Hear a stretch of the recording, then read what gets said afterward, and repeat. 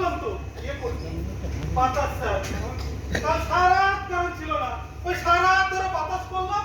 বউয়ে ভোরবেলা ঘুমোলো আর আমি সোজা থানায়। একাউন্টটা করেছে, এদিকে খবর কিছু জানা আছে?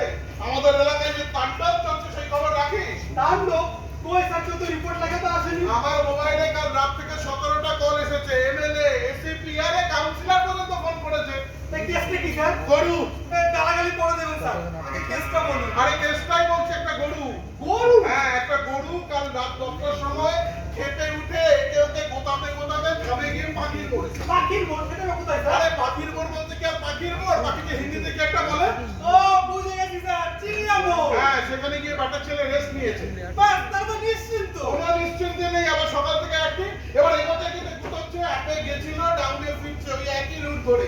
হ্যাঁ, মাঝে মাঝে কমার্শিয়াল ব্রেক নিচ্ছে, আবার এগোচ্ছে, আবার গুছোচ্ছে। মাঝখানে তো দুটো নিউজ চ্যানেলও পৌঁছে গেছে। এরপর ওই গরুটার তাণ্ডব 5 মিনিট অন্তর অন্তর দেখিয়েই যাবে, দেখিয়েই যাবে। সত্যি, এই চিনিবালা ধরে খেয়ে দেয় কোনো কাজ নেই। ওই পাউডার মাখা নেতাদের ছেড়ে ওই সামান্য একটা গরুর পিছনে লেগে পড়ার কোনো মানে হয়? 70 দশকে ছিল সিআরপি, আর এখন সেটা হচ্ছে টিআরপি। জীবন একবারে কয়লা করে দিল। সাত সকালে না মানে রাত ছিটে এসে আমার ফোন করে বললো, আপনি কি ঘরে বসে টেকটেক করছেন? ওদিকে নিউজ চ্যানেল পৌঁছে গেছে। তো আমি তো ফোন দেখেই ছুট, দেখ না টেস্টটাও ঠিকঠাক করে আসতে পারিনি। তাই তো দেখছি স্যার।